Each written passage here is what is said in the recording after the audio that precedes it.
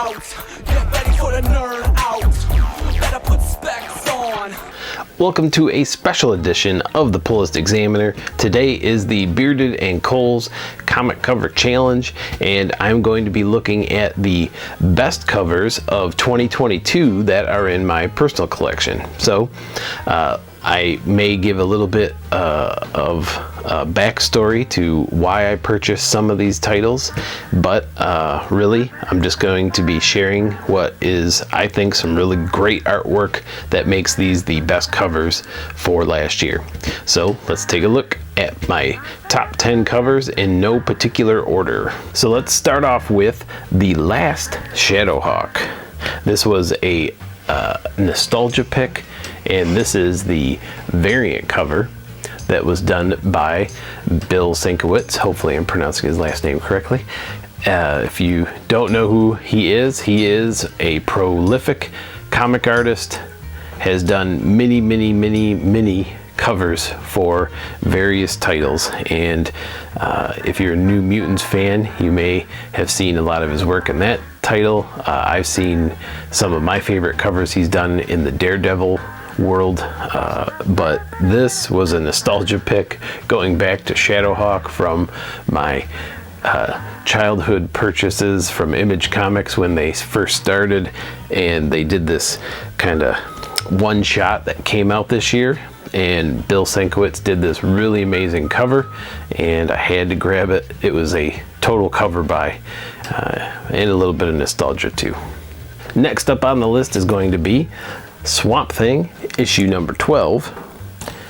Swamp Thing is something I jumped into because everyone out in the comic community was talking about how well Ram V was writing this title. I jumped in and I honestly bought all the books because they were written so well. It was a really cool, connected story that was written well, and this cover is just a bonus because there was a lot of cardstock covers that I think came out with this series that were done really well.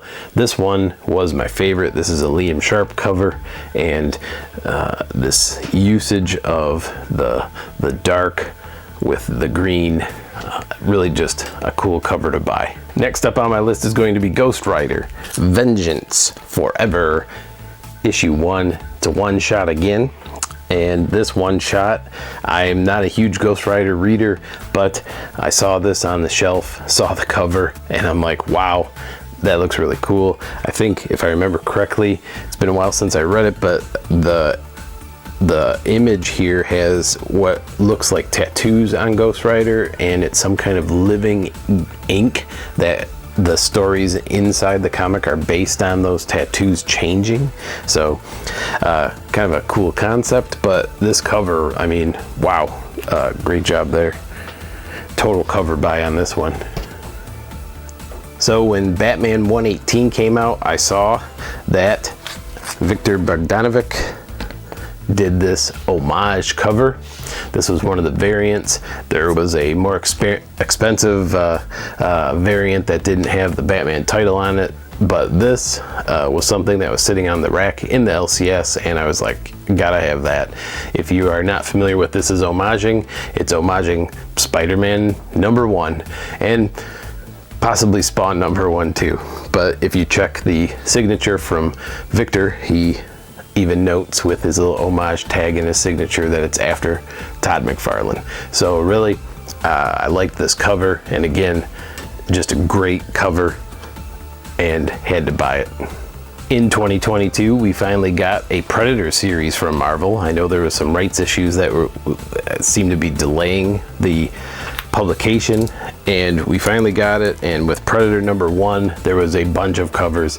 I actually also liked the Finch cover that had Predator holding Iron Man's head as he stood on top of the Avengers headquarters or something that looked like it. But this was what I considered the best cover that came out for that Predator issue #1, and this is an In-Hyuk Lee cover. He does some amazing artwork, and this is an example of that. And again, this was one of those things, it was like, what covers am I going to buy when I'm sitting there in the LCS? And kind of an impulse, I look and it's like, wow, what a great job at portraying Predator. Again, I think you may see a theme through a lot of my comics. There's this usage of darkness in the art that kind of enhances the way things look, but another great cover, 2022.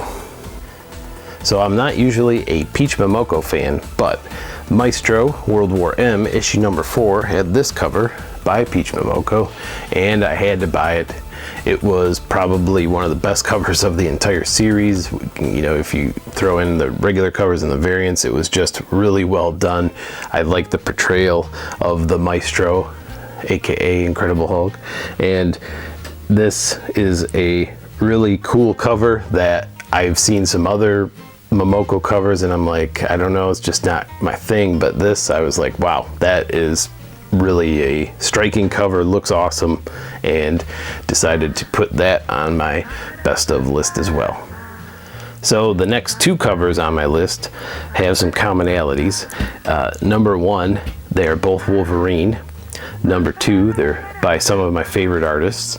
And number 3, I got them on an awesome sale at my other local comic shop that I frequent. They were having a 75% off variant cover sale. And so let's start with this. Probably my favorite cover artist is Gabriel Delato, and this here is the X Lives of Wolverine issue number 2 variant. I think this might have been the 1:50 ratio variant. I can't remember for sure, but I love Gabriel Delato's artwork that he does. I've picked up all of the Batman covers that came out in 2022 as well that he did, and the cover behind me back here, this slabbed cover is his. He's just a great artist, and this is a really cool take on Wolverine, and again, just a great cover for my 2022 list. But let's also add in this also Wolvie cover, also from 2022, also by a favorite artist. This time it's Sam Keith, and also purchased from that same 75% off ratio, or sorry, just variant cover sale. And the original price tag on this comic at the shop was $100 and this is a 1 in 100 gem mint variant. Probably I don't buy ratios often. This is probably one of the most rare ratios I've purchased, and it's got that awesome Sam Keith 90s style, and it's Wolverine. I mean, it's got everything going for it, and again, a great cover for 2022. And unlike X Lives of Wolverine, this was X Deaths of Wolverine, I believe. Yep, issue number 1. I had to get at least one Star Wars book onto the list. There are lots and lots of variants. I think Star Wars is a huge money maker for Marvel Comics, and they have lots of variants because they know they sell. And if you get some of those first appearances, first cover appearances, and ratios, those covers seem to be worth right off the bat worth a bunch of money because Star Wars is just popular in pop culture. So, but the one I had to pick for this past year of 2022 is Darth Vader, issue number 20. If you remember the story with this, it was an FOC order, so it wasn't a ratio. You could order it ahead of time, but they didn't have the artwork ready because this was the first of the Mandalorian Sprouse covers, and Chris Sprouse does a great job with a lot of the variant covers he does for the Star Wars universe. But this was the first time the characters from Mandalorian were going to be showing up in comics, on comics, in this case on the cover. This is really just a Darth Vader comic, but this ended up, I don't know if it got under ordered or what, but this ended up being very scarce because people didn't have the artwork on the FOC in time and didn't know what they were going to order. So with that said, I was able to find one and was very grateful, and I actually almost prefer the second print, which I'll share here too. Same comic. So but they actually made the border on the second print silver, which is the same as the Mandalorian armor, and they called it the Beskar print. So I just find that cool. But this is going to be my Star Wars pick of 2022, as well as one of my favorite covers of 2022. And so we're going to be ending with a title that was on my best comics of 2022, and one of the covers, Do a Power Bomb. This is the last issue number 7, is going to make the best covers of 2022 because I had to get some Daniel Warren Johnson art into the best cover. He does a lot of really good covers. This past year, I think Jurassic League was one of the covers he was working on, and then the new Vanish series that I think Stegman's the main artist on, but he was doing variant covers for. And this Do a Power Bomb, last issue especially, I mean, all the issues were great, and I probably could have picked any of the covers to represent what he's done with this series, but this cover in particular, it's a wraparound cover that has every single character that was introduced through the series, or at least the primary main ones, and I just thought that was a really cool way to finish up the series, is to kind of bring everyone back on a wraparound cover. So Daniel Warren Johnson did a great job. If you haven't read Do a Power Bomb, go buy the trade paperback. So thanks for watching my Bearded and Cole's comic cover challenge. Big thanks to them.